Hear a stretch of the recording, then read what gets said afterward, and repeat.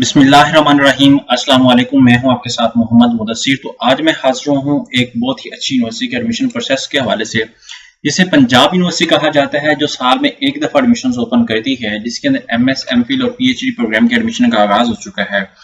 उसमें कौन कौन से प्रोग्राम अवेलेबल है, एलिजिबिलिटी क्राइटेरिया क्या है, कौन कौन से प्रोसेस को फॉलो करना है और फी कितनी है और पे कैसे करनी है और किन बातों को मद्देनजर रखना है, और टेस्ट की डेट और इंटरव्यू की डेट और मेरिट लिस्ट डिस्प्ले डेट क्या है, ईच एंड एवरीथिंग इंशाल्लाह हम डिटेल के साथ डिस्कस करते हैं। उससे पहले मैं अपने तमाम व्यूअर्स से रिक्वेस्ट करूंगा, प्लीज हमारे चैनल को सब्सक्राइब करें, लाइक करें, शेयर करें और कमेंट करें, ताकि आपको आने वाली हर किस्म की educational information with the passage of time मिलती रहे।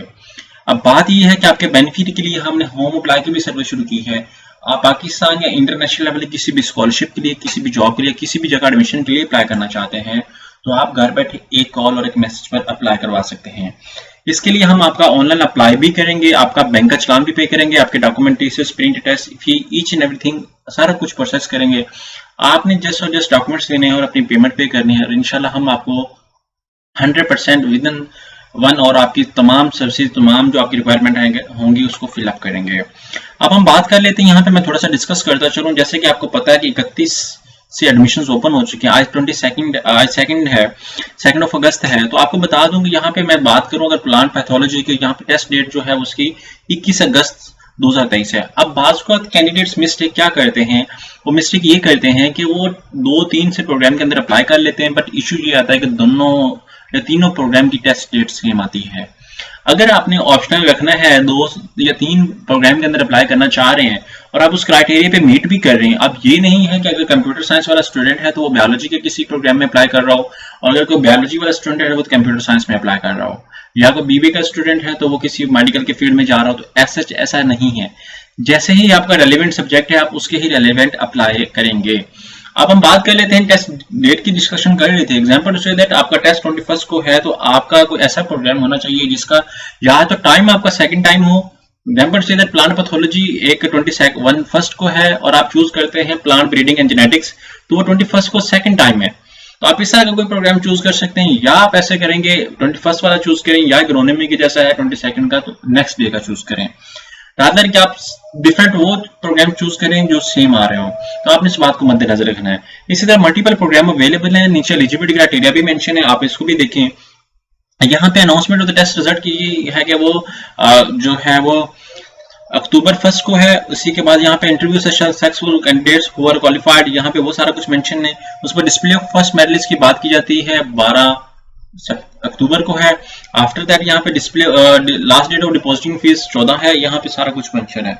तो आपने यहाँ पे एलिजिबिलिटी क्राइटेरिया को भी देखते हुए यहाँ पे देख लेना है कि आपकी कोई भी थर्ड वीन ना हो होल कैरियर के अंदर, ना आपकी 10वीं के अंदर हो, ना आपकी 12वीं के अंदर हो, ना ही आपकी बीए अगर भी की है तो उसके अंदर, ना आपके एमए के अंदर, या आपने बीएस किया तो आपकी थर्ड डिवीजन नहीं होनी चाहिए, आपकी सेकंड डिवीजन या फर्स्ट डिवीजन होनी चाहिए। इस तरह यहाँ पे क्वालिफाइंग आपके 50% टेस्ट के अंदर मार्क्स होने चाहिए, इंटरव्यू के अंदर भी आपके 50% मार्क्स होने चाहिए। इसी तरह पीएचडी कैंडिडेट्स के लिए भी यहाँ पे डिस्कस किया गया है कि कितने परसेंट मार्क्स होने चाहिए और कौन कौन से कैंडिडेट्स अप्लाई कर सकते हैं। अगर मैं यहाँ पे क्लिक आउट करूँ तो यहाँ पे आप देख सकते हैं, यहाँ पे मेरे पास एक डाउनलोडेड फॉर्म में एक आ जाती है, फाइल आ जाती है। इसको अगर मैं डाउनलोड करूँ तो आपके सामने यहाँ पे टेस्ट का बताया गया है कि आपका टेस्ट का जो फैक्टर है वो उसको देखें कि आपका टेस्ट की डिवीजन कैसी होगी। यहाँ पे टेस्ट की डिवीजन को डिस्कस किया गया, तो आपने इस चीज को मद्देनजर रखना है। इसी तरह हम आगे मूव आउट करते हैं, तो यहाँ पे आपने क्या करना है, अगर अप्लाई प्रोसेस को डिस्कस करता है चलो, तो यहाँ पे हमारे पास अप्लाई प्रोसेस आ जाता है। तो आपने क्या करना है कि यहाँ पे क्लिक आउट करके अप्लाई प्रोसेस पे क्लिक आउट करना है रहता है। ऑफिशियल पोर्टल के ऊपर आप क्या करेंगे, यहाँ पे अप्लाई करेंगे और यहाँ पे आप अपनी सारी इंफॉर्मेशन को प्रॉपर्ली मेंशन अप करेंगे।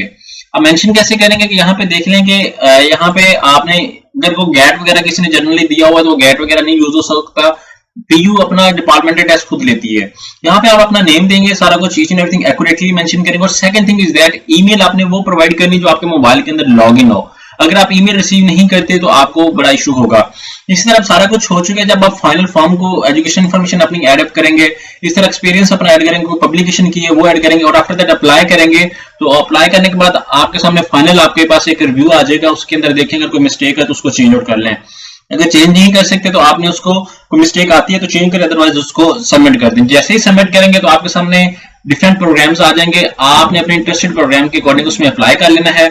आफ्टर दैट चलान पे करने के बाद चलान आप अपने जैज कैश, इजी पैसा, किसी भी मोबाइल बैंकिंग के थ्रू आप पे कर सकते हैं, कोई मार्केट जाने की कोई जरूरत नहीं है। आफ्टर दैट चलान पे करने के बाद आपने क्या करना है, यहाँ पे एडिट और रिव्यू पे आ जाना है।